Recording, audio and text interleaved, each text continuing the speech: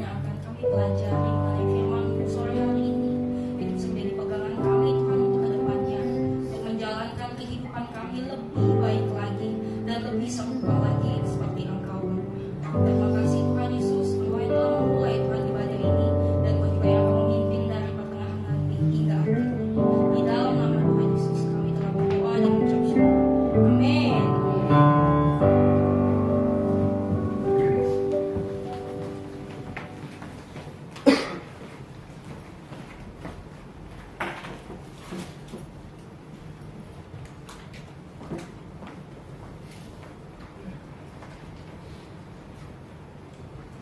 Shalom.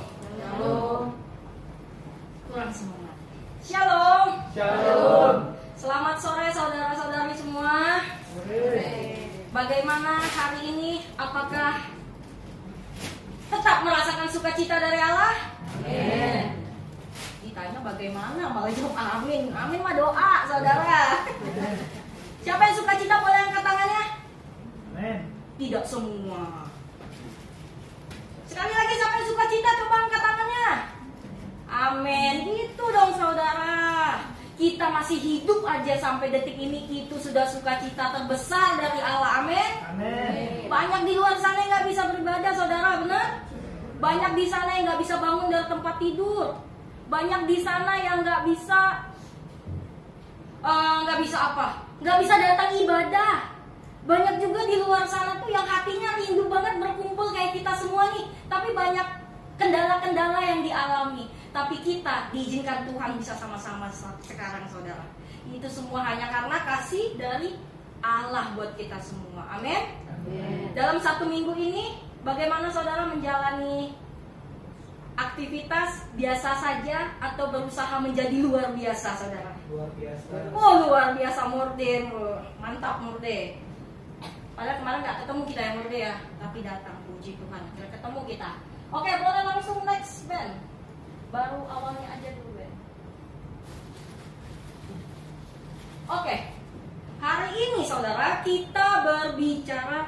Sebelum itu deh, ada yang masih ingat nggak saudara semua? Minggu lalu sedikit saja poin apa yang kita pelajari di minggu lalu, saudara. Ada yang masih ingat kah? Anak-anak KGC ada yang masih ingat? Baru kemarin loh kita bahas ini. Kayu Star. Dia lagi videoin lagi. Kayu Star. Apa minggu lalu tentang apa, Kak? Sepatah dua kata jadi satu kalimat, Kak. Kenapa?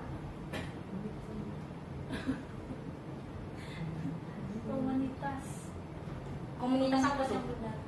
Komunitas yang benar. Boleh. Gak ada yang salah, saudara. Kan itu semua menurut pandangan kita yang kita dapat.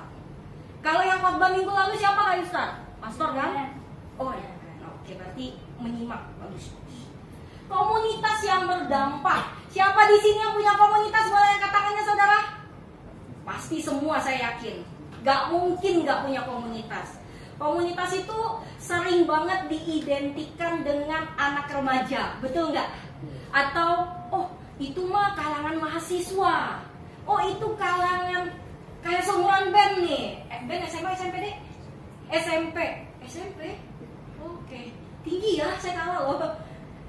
Atau kalangan anak SMA. Pokoknya yang masih muda-muda gitu deh. Padahal sebenarnya komunitas itu bukan hanya punya anak muda, benar nggak saudara? Semua golongan itu punya komunitas, betul? Karena komunitas itu bukan di mana hanya satu orang, tapi persekumpulan yang terjadi secara konsisten. Amin. Jadi di mana kita mempunyai perkumpulan secara konsisten, ya itu komunitas kita, saudara. Jadi bukan hanya anak mahasiswa, di kerjaan dengan siapa teman circle-nya kita, itu komunitas kita. Atau kalau anak-anak zaman sekarang itu sekolah bilangnya gengnya, saudara. Nah itu komunitasnya mereka. Tapi kalau yang nggak bekerja gimana, yang sudah ibu rumah tangga? Loh, ibu rumah tangga apa nggak punya teman di FB banyak kan ya? Atau teman di grup WhatsApp itu loh. Yuk kita ngumpul alumni angkatan berapa tuh? Kalau orang-orang tua tuh biasanya tuh 80-an ya. Agak disensor ya kalau bahasa tuanya ya. Ada yang agak tersinggung di ujung ya. Kalau Tante Ervin mah umur boleh bertambah tapi jiwa tetap muda. Amin ya Tante ya? Pasti. Iya dong, buktinya bakal naik gunung lagi bulan depan tanggal 2 ya Tante ya? Nah, komunitas itu adalah perkumpulan kita saudara. Di mana letak kita berada dengan perkumpulan kita, yaitu komunitas kita. Yang menjadi akan kita bahas saat ini adalah komunitas yang berdampak. Kalau ada bahasa komunitas yang berdampak, berarti berdampaknya ada berapa saudara? Ada 2. Apa aja berdampaknya? Baik dan buruk, atau benar dan tidak benar. Berdampak itu cuma 2 saudara, nggak ada lagi hal lain. Hanya baik dan buruk. Jadi kita sekarang lagi di komunitas yang mana? Itu nanti kita bahas satu-satu. Boleh lanjut Ben? Kita baca ayatnya dulu ya saudara ya. 1, 2, kebaca nggak? Baca. Kebaca kan ya? 1, 2, 3. Tetapi aku tidak menghiraukan nyawaku sedikit pun, asal saja aku dapat mencapai garis akhir dan menyelesaikan pelayanan yang ditugaskan oleh Tuhan Yesus kepadaku untuk memberi kesaksian tentang Injil kasih karunia Allah. Kalau di Alkitab itu ada perikop di atas saudara, ini mengenai Paulus yang dia memberikan nasihat ke jemaat untuk mengatakan bahwa hal yang sangat diperhatikan Paulus itu saudara, itu adalah bukan mengenai nyawanya, atau bisa dikatakan yang paling penting itu adalah bagaimana dia bisa menyelesaikan pelayanannya. Tetapi bukan berarti kalau begitu apapun yang terjadi aku harus melayani. Bukan dalam sisi ekstrem ya sampai itu. Tuhan tetap berikan kita hikmat, betul? Kalau memang kita ya contohnya lagi sakit, nggak bisa benar-benar jalan, nggak bisa berdiri, atau nggak bisa untuk ngapa-ngapain, tidak kuat, bukan berarti kita mengatakan enggak, aku tetap harus pelayanan, aku tetap harus pergi, aku tetap harus keluar. Bukan itu saudara maksudnya. Tapi maksudnya itu adalah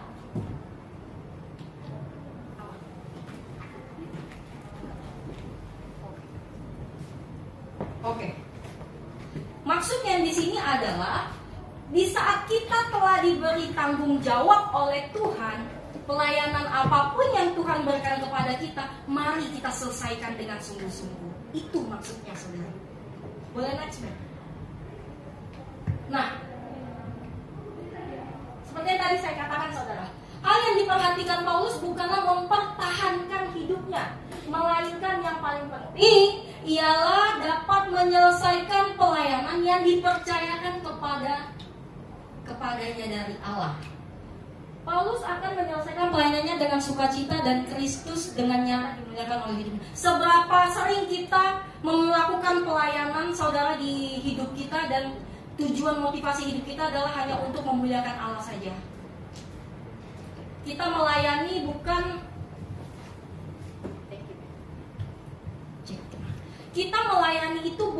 untuk kedagingan kita saudara. Kita melayani itu bukan biar aku yang dikenal. Aku melayani itu biar gerejaku yang dikenal. Aku melayani itu biar gembalaku dikenal orang lebih lagi. Tidak. Tapi kita melayani di mana memang pelayanan itu kita dikasih kesempatan untuk melayani suatu anugerah buat kita saudara. Banyak di luar sana yang gak bisa pelayanan, banyak di luar sana yang gak bisa melayani. Tapi Tuhan memberikan kita kesempatan untuk melayani Dia. Itu adalah anugerah terbesar di hidup kita saudara.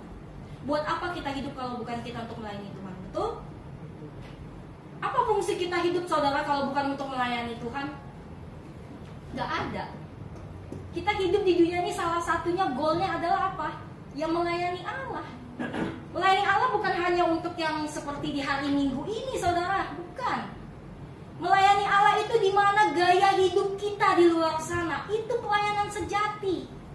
Bagaimana kita membawa diri kita keluar dari gedung gereja ini, itu pelayanan yang sejati.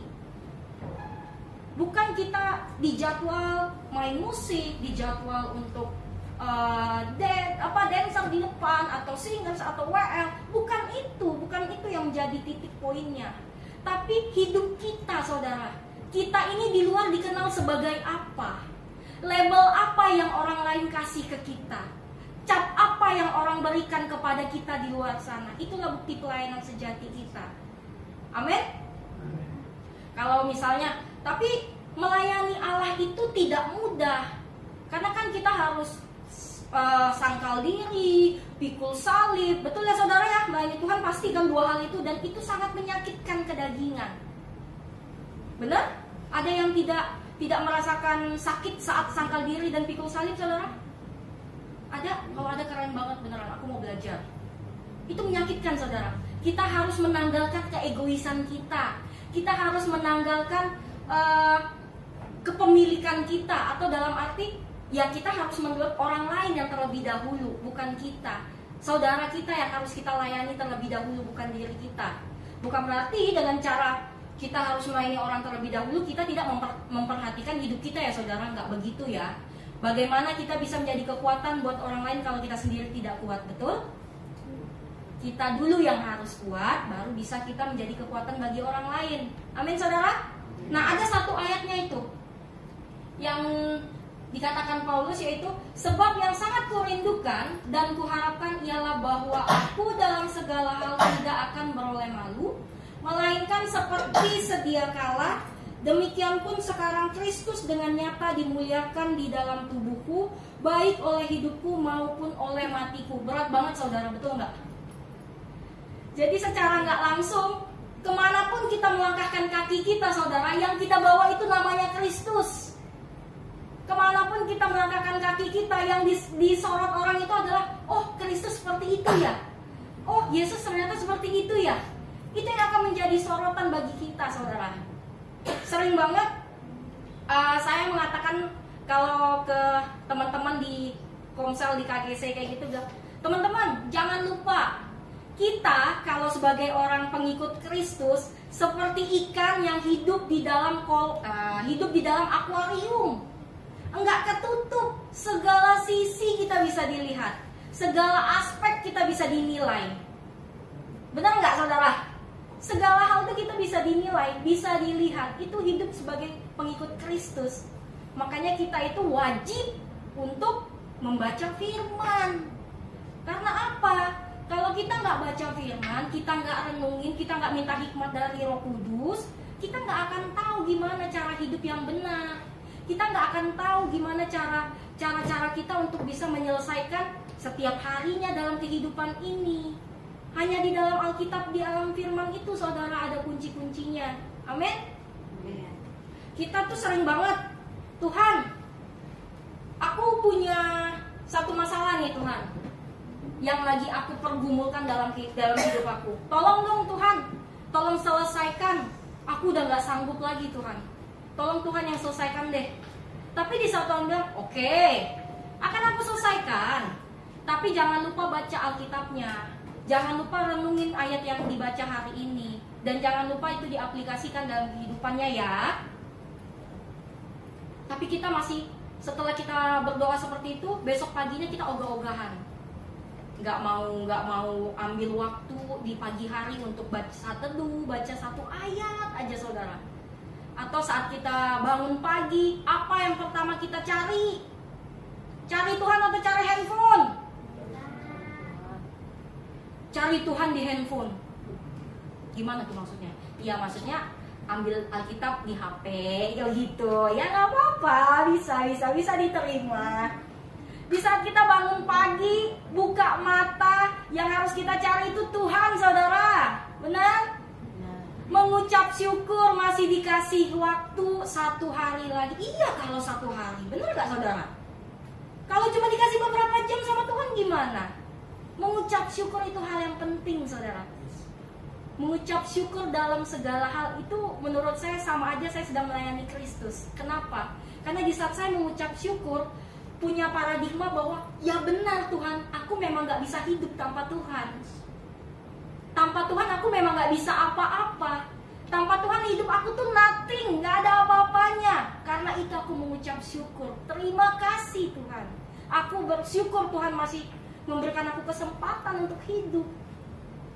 Salah satu poin kita melayani Kristus. Simple kan ternyata saudara?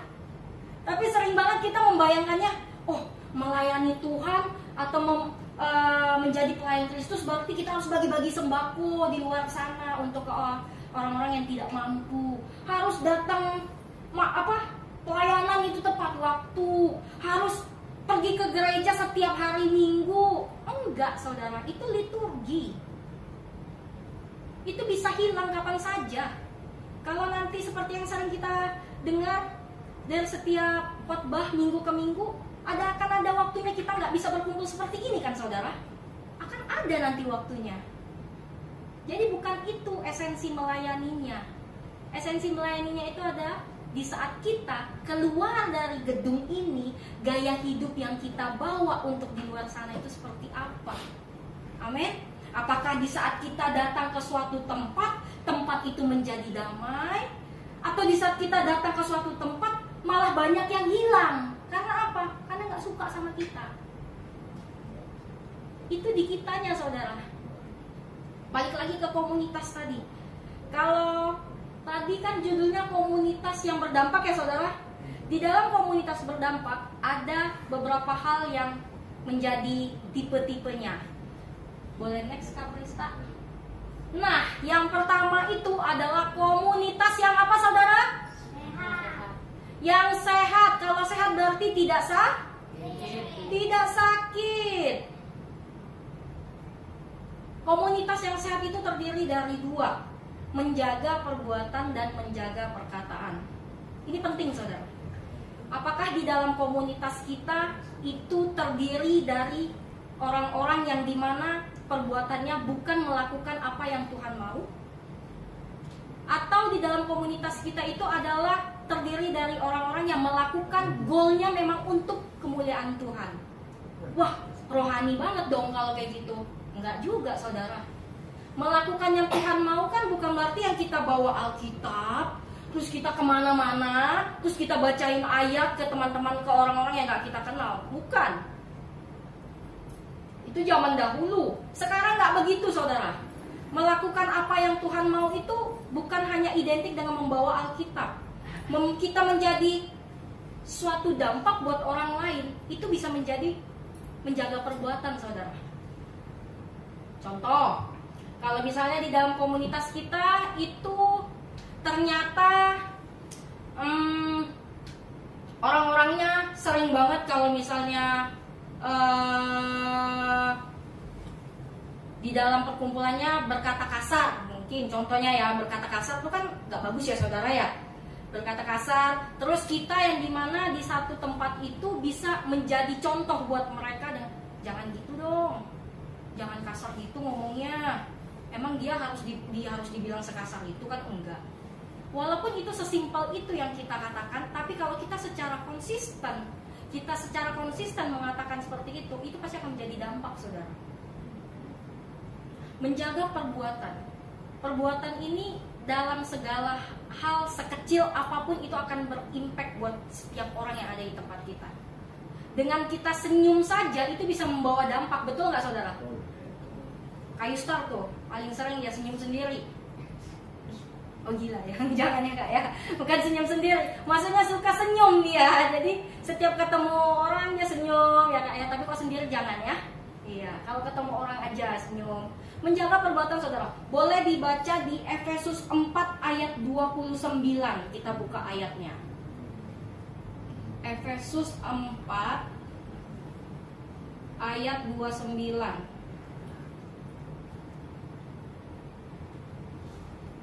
Ada yang sudah dapat?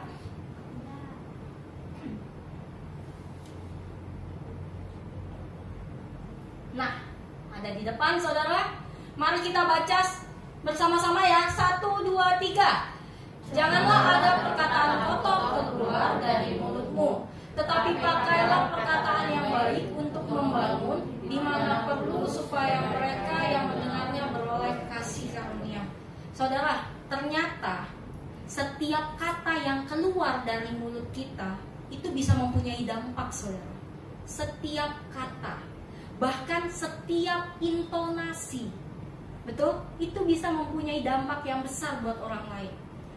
Saya kasih contoh, misalnya di rumah nih, saya minta tolong sama Ripka nih. Saya minta tolong sama Ripka, saya bilang begini, Ripka tolong ambilin gelas, tapi dengan nada yang flat. datar banget. Ripka tolong ngambilin gelas, agak ketus kan kedengarannya. Dibanding dengan saya bilangnya, Ripka tolong ngambilin gelas, tapi dengan ada intonasi yang kita turun naikin, itu punya, kalau kedengarannya bisa berbeda nggak saudara? Artinya, yang pertama dengan yang kedua. Kalau moodnya si Ripka tadi lagi nggak baik, dengar intonasi saya yang pertama, apa yang terjadi saudara? Bisa berantem kita. Apa sih yuk? Mau ngambil gelas aja ngomongnya kayak gitu. Padahal saya nggak ada maksud apa-apa, cuma nadanya aja. Tapi moodnya lagi nggak baik. Sih nggak saudara? Itu hal yang sangat penting. Padahal simple. Seberapa sering kita di sini tidak terlalu memperhatikan perkataan kita untuk orang lain? Biasa aja. Kan cuma ke teman. Biasa aja, orang ke mama juga kok. Ke papa juga, paham lah kan anaknya. Ke teman seumuran juga, santai bro. Ternyata nggak sesantai itu saudara, nggak sesimpel itu. Kita harus bisa memfilter di mana kita mengatakan sesuatu. Kita nggak tahu loh saudara, di saat kita, misalnya kita lagi emosi, lagi kesel banget, terus kita mengeluarkan itu ke orang lain, yang dimana bukan mereka lah orang yang kita tuju sebenarnya. Kasian nggak saudara orang yang kena itu? Kasian. Coba kalau dirubah posisinya, enak nggak digituin saudara? Nggak tahu apa-apa, tapi tiba-tiba kena semprot karena orang itu lagi nggak senang, atau mereka dia lagi kesal dalam pekerjaannya, tapi karena ketemunya kita, yang kena kita. Padahal kesannya bukan ke kita. Enak nggak saudara? Nggak enak. Saya sangat belajar dengan hal ini. Bukan berarti kalau misalnya bilang kayak gini, oh berarti sudah bisa. Enggak saudara, semua selalu diproses. Saya juga masih diproses untuk hal ini, menjaga perkataan. Kalau misalnya se-emosi apapun kita, bahasa itu harus kita benar-benar kita pilah sebaik mungkin. Karena di sini, kalau di ayatnya tadi saudara, kalau saya katakan dengan bahasa saya sendiri, itu dia seperti ini. Ketika kamu berbicara, jangan sampai kata-kata yang menyakiti orang lain keluar dari mulutmu, tetapi bicaralah seperlunya, supaya perkataanmu menolong, mendatangkan kebaikan, dan menguatkan orang-orang yang mendengarnya. Jangan sampai kata-kata yang menyakiti hati orang lain yang keluar dari mulut kita. Bagaimana komunitas kita bisa menjadi berdampak saudara? Kalau misalnya diri kita sendiri saja belum bisa memfilter untuk setiap kata-kata yang harus kita keluarkan. Komunitas itu kan lingkup yang besar. Yang besar itu kan dimulai dari yang kecil. Yang kecil itu siapa saudara? Dari diri kita dulu. Seberapa sering kita mengeluarkan kata-kata yang menyakiti orang lain saudara? Seberapa sering orang akhirnya jadi menangis karena kata-kata kita? Bahkan akan bisa sampai di tahap dengan perkataan kita, orang itu bisa tidak mau lagi mengikut Kristus. Benar gak saudara? Pernah melihat kasus seperti itu? Saya sering saudara. Dengan kata-kata yang menganggapnya itu sepele, simple, atau dia menganggap remeh lah ya. Itu hal biasa kok ngomong kayak gitu. Sering banget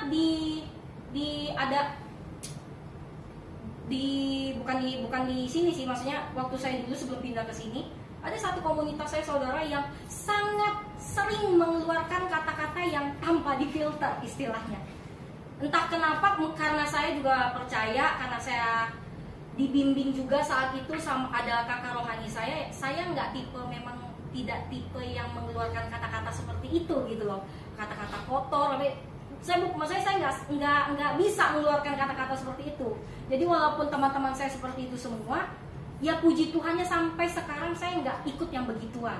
Tapi ini contohnya saudara, satu teman saya dulu, karena sering sekali dikatakan dengan teman saya yang lain, dia bilangnya begini, ngapain sih pergi-pergi ke gereja? Kayak hidup lu benar aja. Lu aja kalau ke gereja yang ada Tuhan muntah lihat lu. Itu perkataan. Tapi dia katanya ketawa. Tapi dia nadanya itu bercanda.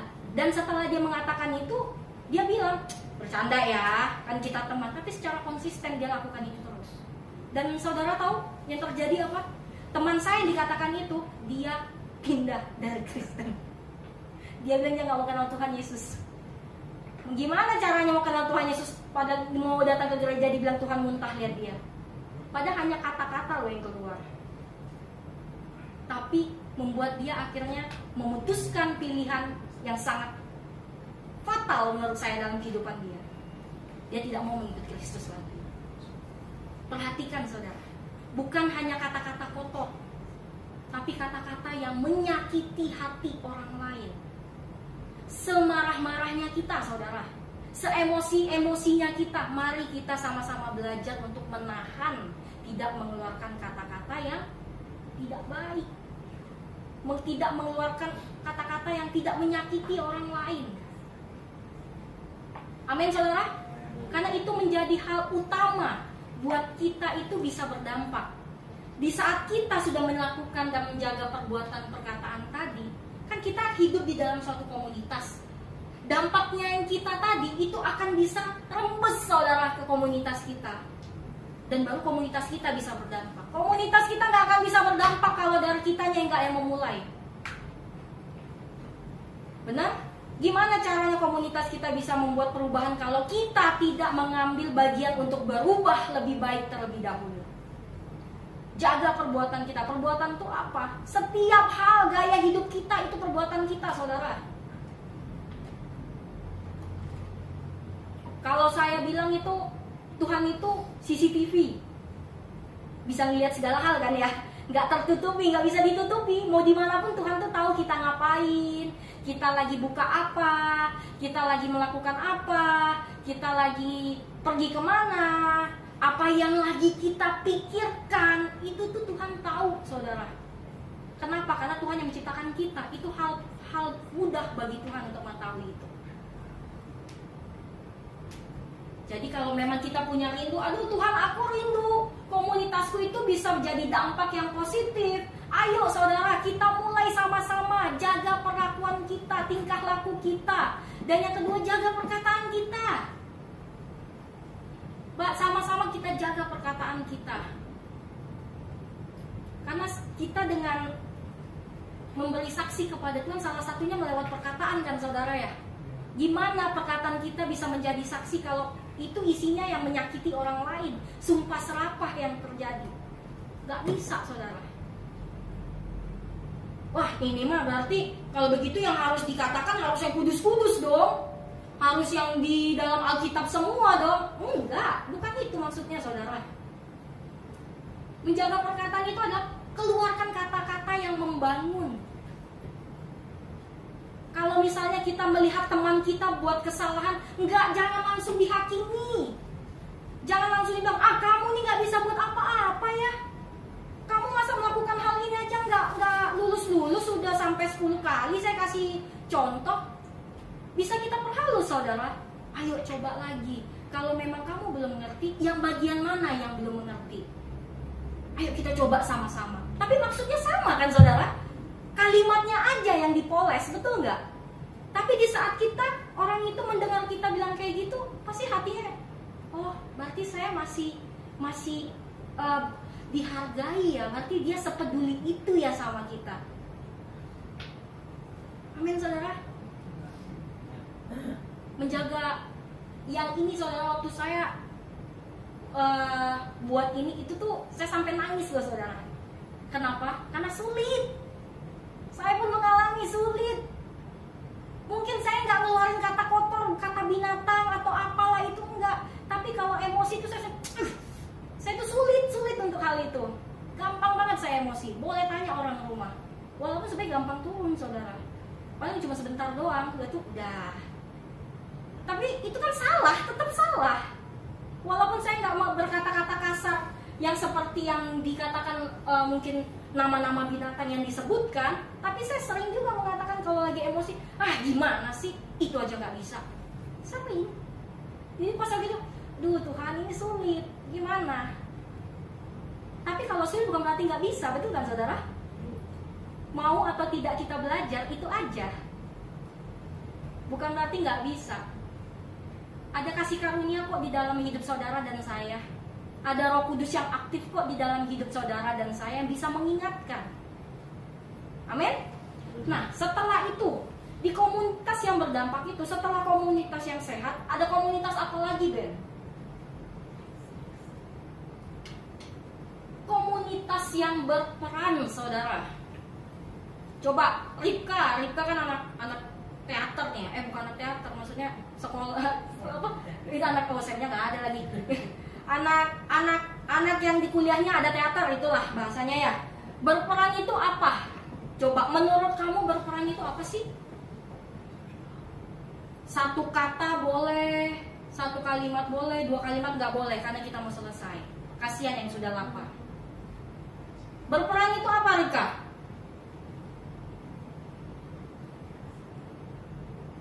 Diskusi dulu. Memainkan dia menjadi seseorang. Memainkan jadi acting ya. Berarti ada aksi yang dilakukan, betul? Ada hal yang harus dilakukan, benar saudara? Bisa nggak itu dikatakan menjadi peran kalau dia hanya diam saja?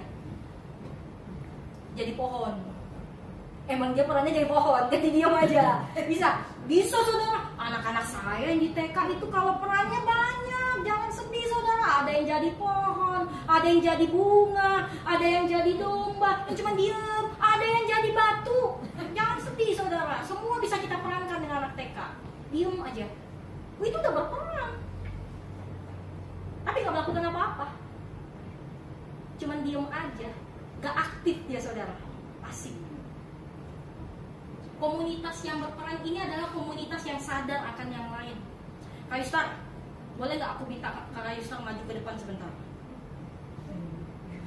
Boleh lah. Sebelum nanti merubah status kan, gak bisa dipanggil-panggil lagi seenaknya ya saudara ya. Boleh nggak maju sebentar kak?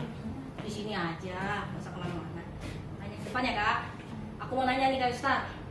Apa sih yang buat Kak Yustar itu sampai kemarin ya, sampai hari Sabtu kemarin itu masih konsisten untuk datang ke komsel? Padahal kan komsel kita paling banyak 15 orang ya. Tapi itu pun sebulan sekali doang 15-nya ya. Kalau tiap minggunya paling banyak 9, 8 gitu-gitu ya. Apa sih kak, boleh dong 1-2 kata jadi satu kalimat kak, biar yang lain pada tahu apa yang buat Yustar ini selalu konsisten sekali datang ke komsel. Coba. Yang jelasnya rindu sama anak KGC dong. Waduh, terbang saudara. Ya itu salah satu ya. Untuk ya jujur kalau dalam soal komunitas kayak di luar sana, saya hampir kayak jarang untuk bertemu sama yang lain, sama teman yang lain gitu. Jadi ya salah satu alasan ya untuk bertemu sama teman ya khususnya rohani, bisa berkumpul sama anak-anak KGC gitu, bisa tumbuh dalam membahas kebenaran firman Tuhan. Jujur dalam setiap selama mengikuti KGC banyak perubahan yang saya alami. Khususnya ya dulu memang kayak misalnya ditanya, Kak Yustar ada mau ngomong nggak, ada pendapat nggak? Dulu tuh emang benar-benar nggak mau kasih sedikit kata pun ya. Nah, jadi dengan ngikutnya KGC terus menerus, konsisten terus, dan akhirnya mulai sekarang ya dikit sedikit keluar pendapat, jawaban apa yang ditanyain gitu. Jadi ada perubahan untuk mengikuti KGC ya. Tepuk tangan saudara. Terima kasih kak. Kak Yustar tuh, saya ketemu Kak Yustar tuh kalau nggak salah di tahun 2016 ya, kalau nggak salah. Terus saya pindah sini 2015. Saya ketemu pastor di waktu itu masih di gereja yang di sana di dekat, ya benar kayak Kabris di Destiny itu. Saya pertama kali ibadah masih pagi ya kak, pagi apa sore ya waktu itu? Sore. Waktu itu pastor lagi khotbah tuh, saya pertama kali saya diajak ke situ. Belum ketemu Kak Yustar saat itu kayaknya. Saya tuh ketemu lagi itu setelah setahun setelah itu kayaknya baru ketemu Kak Yustar, dijemput pastor ke terminal ya. Waktu itu kalau nggak salah. Memang betul saudara, sangat pelit kata. Kalau ada yang mau dikasih tahu kak? Atau ada pendapat apa kak? 1-2 kata lah kak. Ya udah cukup. 1 kata sih cukup. Tapi hari udah hampir 2 bulan ya kalau nggak salah kak ya, 2 atau 3 bulan. Boleh tahu nggak Iren, Kak Yustar kalau di KGC ngapain sekarang tugasnya?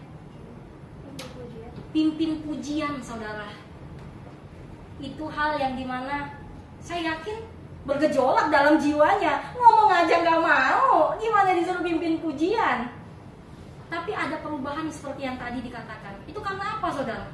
Karena ada dari dirinya dulu yang mau. Ayo aku bisa, aku bisa. Walaupun kita di dalam komunitas itu mengatakan, ayo Kak Yustar, ayo Kak, bisa, bisa. Tapi kalau dirinya menutup, tidak mau untuk berubah lebih baik lagi, nggak akan terjadi apa-apa. Betul saudara? Satu lagi, Morde, coba maju ke depan. Boleh Morde? Cukup Morde aja, yang terakhir nih. Morde ini anggota KGC terbaru saudara. Paling baru.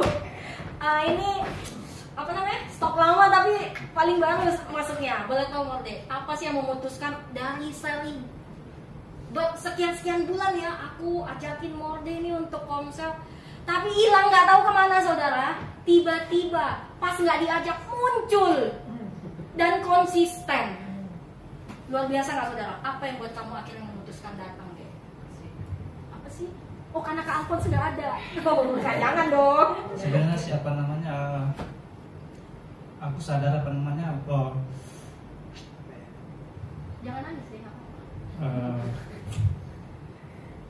Selama ini kan aku jarang apa namanya, ada kegiatan kayak komunitas KGC.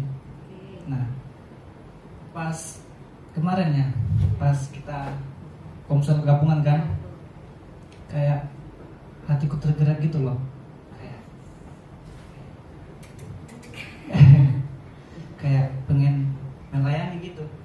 Nah dari situ apa namanya, udah mulai aktif kan, kayak komsel, melayani gitu aja sih. Intinya apa namanya, kayak mau berdampak buat banyak orang gitu aja sih. Luar biasa. Dah gitu. Thank you Morde, tepuk tangan buat Morde saudara.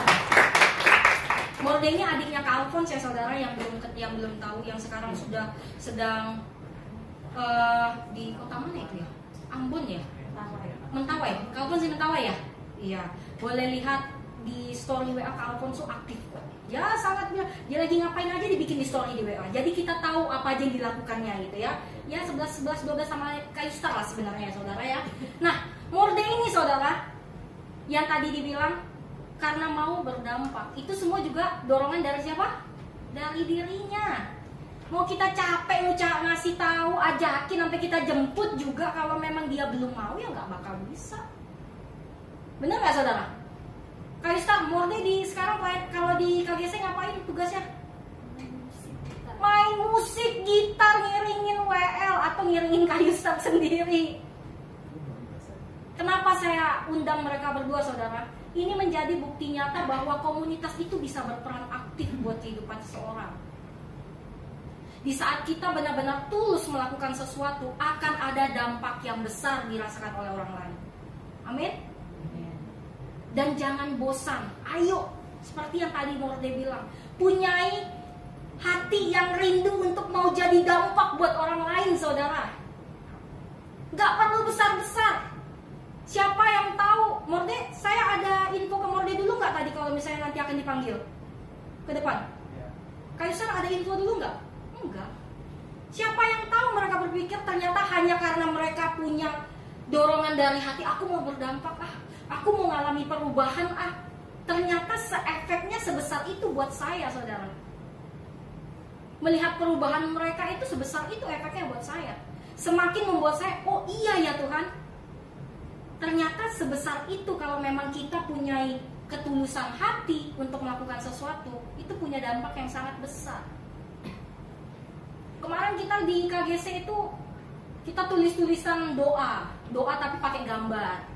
Itu seru-seruan yang menurut saya hal sederhana, tapi di saat kita melakukan itu, di saat teman-teman semua lagi gambar, saya storyin, saya liatin tuh rasa kayak mau nangis saudara. Ya ampun, gak nyangka kita masih sama-sama sampai sekarang gitu loh. Kalau dilihat dulu 1-2 orang, 1-3 orang doang kita, kadang cuma saya sama Iran doang yang datang waktu itu. Tapi kita tetap bahas firman, kita tetap doa juga sama pastor bertiga doang. Sampai akhirnya ada 9 orang di dalam komunitas kita yang secara aktif. Menurut saya itu bukan hanya hal tiba-tiba akan terjadi saudara, tidak. Tapi karena ada maksud Tuhan dalam komunitas ini untuk menjadi dampak. Nah, komunitas kita sekarang berperan aktif seperti apa?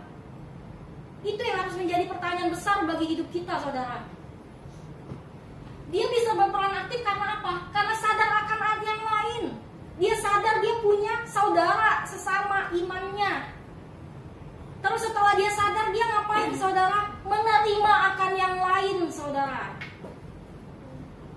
Komunitas yang berperan aktif, komunitas yang sehat, komunitas yang berdampak itu adalah komunitas yang dimana di dalamnya saling menerima. Di saat dia tahu kelemahannya itu, dia tidak akan mengobar-ngobarkan ke orang luar sana kalau itu kelemahannya, tapi dia melengkapinya. Amin saudara? Indah bukan? Bukankah itu seperti jemaat mula-mula? Itu saling melengkapi, saling berbagi. Ada yang kurang, jual hartanya. Ada yang kurang, kasih sebagiannya. Kalau sekarang kita pikir, aduh itu kayaknya halnya kuno banget. Diriku sendiri aja belum selesai, belum terpenuhi. Bagaimana aku bisa memikirkan orang lain? Saudara, hidup kita itu ditanggung sama Kristus. Kita yang sebagai anak-anak aja, yang punya orang tua, pasti ada rasa tenang kan? Ah tenang kok, yang masih sekolah nih, tenang kan, biaya masih ada orang tua yang bisa mengcover gimana pun caranya, yang membiayai. Anak aja bisa tenang seperti itu saudara, itu hanya bagian biaya kecil. Tuhan itu mengcover semua kehidupan kita saudara, kesehatan, apalagi sukacita, damai sejahtera. Yang paling penting, nafas kehidupan saudara, Tuhan berikan secara gratis. Apa sih yang perlu kita takuti? Yang harus kita kerjakan sekarang, gimana kita bisa berdampak baik buat orang lain. Bagaimana caranya aku bisa membawa nama Kristus dimuliakan di luar sana. Tapi masa laluku tuh kelam. Aku seorang pejudi berat, aku seorang pemabuk berat, aku seorang perokok berat, aku seorang peleceh yang berat. Gak pantas aku untuk menjadi pelayan Kristus. Siapa bilang saudara? Kalau saat ini kita menyatakan, Tuhan, itu kehidupanku yang lama, aku menjadi manusia baru sekarang. Tuhan yang pilih aku, Tuhan yang akan tetapkan aku menjadi anaknya. Aku mau melayani Kristus. Gak ada yang gak mungkin saudara. Masa lalu itu di belakang. Jadikan itu pelajaran yang sangat penting untuk kita tidak melakukan kesalahan yang sama. Betul? Jangan jadikan masa lalu itu menjadi hal yang buat kita ambil masa lalu itu, kita bikin ke depan, yang akhirnya kita gak bisa melihat masa depan kita gimana. Masa lalu itu letaknya di belakang. Itu pelajaran yang sangat penting. Jadikan itu menjadi pacuan buat kita ke depannya lebih baik lagi. Amin saudara. Semangat ya. Dimanapun kita ditetapkan sekarang, komunitas apapun yang sekarang kita sedang tinggali, yang kita ada di dalamnya, pastikan komunitas itu komunitas yang berperan aktif. Dan dimulai dari siapa saudara? Kita dulu. Mau terjadi perubahan yang besar, harus dimulai dari siapa? Dari kita dulu. Kita nggak bisa menjadi dampak yang besar di luar sana kalau kita buat diri kita sendiri aja tidak berdampak. Betul nggak? Kalau yang jam tidur masih aur-auran, terus kalau misalnya yang makannya masih sembarangan, kita tahu sakit mah tapi makan bakso cabenya 3 sendok. Setelah makan bakso pakai cabai, minumnya kopi. Kurang lagi nanti pas malamnya makannya burger, junk food yang kita makan setiap hari. Itu berdampak buat diri kita, tapi dampak yang nggak baik, akhirnya sakit. Ya nggak? Pastikan dulu kita itu memberikan dampak ke diri kita itu yang baik dulu saudara. yang benar, yang sesuai, baru kita bisa keluar sana jadi dampak. Amin saudara. Setelah menjadi komunitas yang berperan, ayatnya bisa dibaca di rumah ya saudara, yang Roma 12 ayat 10. Ada komunitas apa Ben yang terakhir Ben? Komunitas yang bersaksi. Amin saudara. Seberapa kita di sini yang mau menjadi saksi Kristus di luar sana, boleh angkat tangannya? Tuhan lihat loh. Susah saudara menjadi bersaksi, betul nggak sih? Menjadi saksi itu susah. Karena kita harus ya balik lagi kayak tadi, menanggalkan kedagingan kita. Kita memikul salib. Berat banget. Tapi bukan berarti nggak bisa. Ada Roh Kudus di dalam hidup kita. Dan Roh Kudus itu aktif saudara. Jadi bisa mengingatkan kita setiap kita mau melakukan kesalahan. Ayo balik. Itu aktif. Komunitas yang bersaksi itu adalah yang dimana komunitas yang tahu goal dari hidupnya, yang dimana itu menjadi goal bagi komunitasnya juga, itu adalah menjadi berkat. Pergi menjalankan amanat agung itu kan menjadi berkat. Ada yang masih ingat nggak isi amanat agung itu apa saudara? Bacain kelas Kayu Star. Ya udah baca, tapi cuma pergi jangan jadikan yang besar sekalian biar semua orang dengar. Buka Alkitabnya dulu, panjang soalnya kurang hafal. Matius 28 ayat 19 sampai 20. Matius 28 ayat 18 sampai 19. Yesus mendekati mereka dan berkata, kepadaku telah diberikan segala kuasa di surga dan di bumi. Karena itu pergilah, jadikanlah semua bangsa muridku, dan baptislah mereka dalam nama Bapa dan Anak dan Roh Kudus. Amin. Berarti kita disuruh ngapain saudara? Pergi, ayo pulang kita sekarang. Disuruh pergi. Disuruh pergi. Berarti maksudnya apa? Kita disuruh melakukan sesuatu. Kita diminta Tuhan untuk melakukan tindakan, melangkahkan kaki, mengangkat kaki ke suatu tempat, ke suatu apa lagi? Ke suatu hal yang mau Tuhan nyatakan. Pergi. Bukan pergi meninggalkan Kristus ya saudara. Pergi. Atau di bahasanya kita sekarang berarti kalau kita lagi bahas komunitas, pergi jadikan komunitasmu itu jadi dampak di luar sana. Itu amanat agungnya. Berat saudara. Menjadi bersaksi itu berat. Tapi percayalah, setiap kita melakukan segala sesuatu seperti untuk Tuhan, walaupun tidak ada yang mengatakan aku terberkati, percayalah kalau benar kita melakukan itu seperti untuk Tuhan, akan ada orang-orang yang terberkati. Amin saudara, pasti akan ada.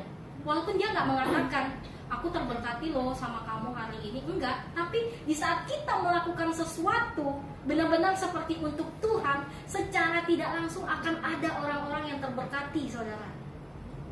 Karena motivasi kita sudah betul melakukan untuk Tuhan, sudah pasti itu menjadi berkat. Kecuali motivasi kita salah. Jadi hati-hati bertindak ya saudara. Hal kecil yang kita lakukan pun itu bisa membuat dampak.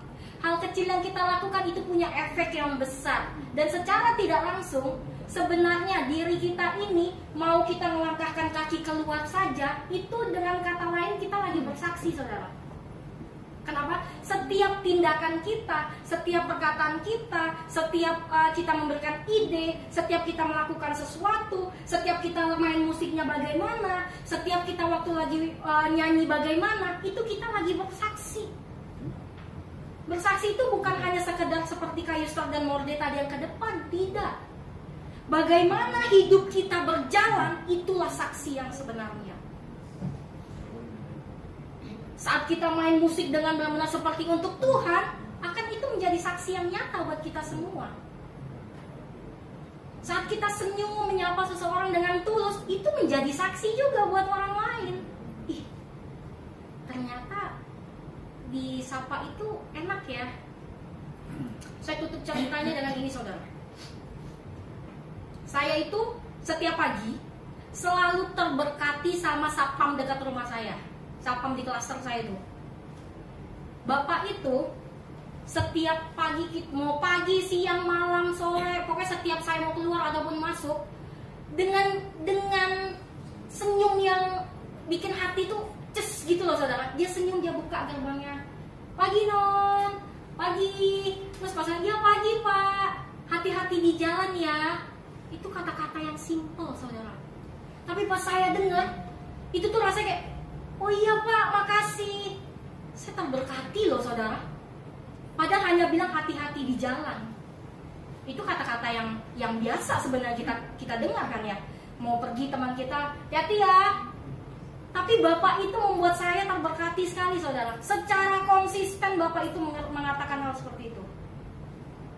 Yang tadinya saya lagi, aduh udah telat lagi nih, kayaknya harus cepet nih, ngebut deh gitu. Tapi pas Bapak itu bilang hati-hati ya non, langsung kayak, iya ya harus hati-hati. Kalau saya ngebut, terus saya nabrak atau saya ditabrak, saya nggak jadi berkat, udah nggak kerja, sakit di diri saya, bikin orang tua juga jadi susah, kepikiran, apalagi papa saya nggak di sini, semuanya jadi terkendala. Oh iya benar, udah hati-hati deh. Berarti ini menjadi pelajaran buat saya. Besok pagi bangunnya lebih awal 10 menit. Tapi saya nggak ngomong ke bapak itu kalau saya terberkati saudara. Saya mau ceritakan ini kepada saudara semua. Maksudnya apa? Secara tidak langsung saudara, apapun yang kita lakukan itu tuh bisa memberkati orang lain loh. Di saat kita melakukannya dengan tulus. Saya yakin sekali bapak itu tulus mengatakan hal seperti itu. Karena apa? Saya ngerasain damai saat bapak itu bilang itu tuh damai. Secara konsisten saudara. Semua itu akan teruji oleh waktu. Amin. Jadi mari kita menjadi saksi yang nyata ya saudara. Di rumah, di keluarga, di tempat kerja, di kampus kita, di mana lagi? Di perkumpulan kita dimanapun itu. Walaupun di perkumpulan kita itu bukan orang Kristen semua, atau bukan orang gereja semua, jadilah saksi di situ. Tuhan akan kasih hikmat untuk kita berkata-kata kok di situ. Yang penting kita lakukan aja semua seperti untuk Tuhan. Amin saudara. Boleh di close band. Apa setelah ini? Apa tuh closingnya tuh? Kesimpulan. Kita baca sama-sama ya saudara ya. 1, 2, 3. Komunitas berdampak adalah pergumulan yang hidup sehat dan berperan aktif untuk menjadi saksi. Amin. Ini merangkum semuanya saudara. Komunitas yang sehat adalah persekumpulan yang hidup sehat. Hidup sehat itu dari mana? Dari komunitas yang sehat tadi. Dan berperan aktif, yang dimana baru kita bahas tadi, komunitas yang berperan untuk menjadi saksi. Jadi goalnya itu akan menjadi saksi, yang dimana amanat agung itu saudara. Tapi sebelum menjadi saksi, diawali dengan apa tadi saudara? Sehat dulu. Kalau sakit nggak bisa jadi saksi, harus sehat. Amin. Jadi sekarang yang merasa lagi mau sakit, jaga biar kita tetap sehat. Ya saudara ya. Ada satu refleksinya sebelum kita tutup. Oke. Ini refleksi saudara setelah kita baca, nanti saya akan kasih saudara 2 menit untuk renungkan, resapi, dan pikirkan kita lagi di posisi yang mana. Saya bacakan saudara. Sedang berada di dalam komunitas seperti apa kita saat ini atau selama ini? Apakah kita sedang di dalam komunitas yang sehat? Atau kita sedang berangsur berjalan atau terjebak di dalam komunitas yang tidak sehat? Boleh 1-2 menit saya kasih saudara untuk kita sama-sama renungkan apa yang posisi kita lagi di mana saat ini. Kalau misalnya saudara kita sekarang lagi ada di posisi yang tidak di dalam komunitas yang berdampak atau yang sehat, tidak ada kata terlambat saudara. Pengampunan Tuhan itu unlimited. Walaupun yang harus kita percaya, walaupun Tuhan kita itu murah hati, tapi Tuhan kita itu gak murahan. Dia bukan yang saat kita melakukan dosa, kita minta maaf, 5 menit kemudian kita melakukan dosa yang sama. Itu sama aja kita sedang membuat label bahwa Tuhan kita itu murahan, karena kita lakukan sesuka hati kita. Tapi Tuhan kita itu murah hati. Saat kita melakukan hal yang tidak disukai Tuhan, kita minta ampun sama Tuhan, kita minta Tuhan untuk bantu kita untuk bisa lebih baik lagi, Tuhan akan ampun. Bahkan Tuhan memberikan kita kekuatan untuk bisa menyelesaikan. Amin. Sudah 2 menit, jawabnya dalam hati. Dan jangan lupa saat setelah ini nanti pas kita pulang sampai rumah, kita evaluasi diri kita sendiri. Saya terbiasa setiap saya pulang, saudara, setiap saya mau tidur, saya tuh evaluasi buat diri saya sendiri. Evaluasinya singkat dan gampang. Saya cuma cek pas saya sebelum tidur, setelah saya doa, nanti ketiduran sendiri. Setelah saya doa, saya selalu bilang, hari ini yang aku lakukan apa ya? Oh iya, tadi aku marah-marah tuh gara-gara anak manjat tiba-tiba, terus aku nggak sengaja bilang, aduh kamu ini nggak bisa diatur ya. Oh ya Tuhan, berarti besok aku nggak boleh kayak gitu ngomongnya. Terus apa lagi ya? Oh hari ini tadi aku mau ngebantuin orang yang ini. Itu evaluasi. Semakin hari semakin menguatkan diri sendiri. Saya sudah melakukan ini dari saya pertama kali pindah ke sini, saudara. Konsisten saya lakukan dan itu sangat membantu saya. Mengevaluasi diri sendiri sebelum tidur itu sangat membantu. Saya nggak tahu itu dari sisi psikologinya berpengaruh atau enggak, tapi buat saya itu berpengaruh. Amin, saudara. Siapa di sini yang mau menjadi berkat buat orang lain? Boleh angkat tangan sekali lagi. Mari kita tutup dalam doa. Bapa kami yang di surga, terima kasih Tuhan untuk setiap firman-Mu. Tuhan, kami tidak mampu melakukan apa-apa dengan kekuatan kami sendiri.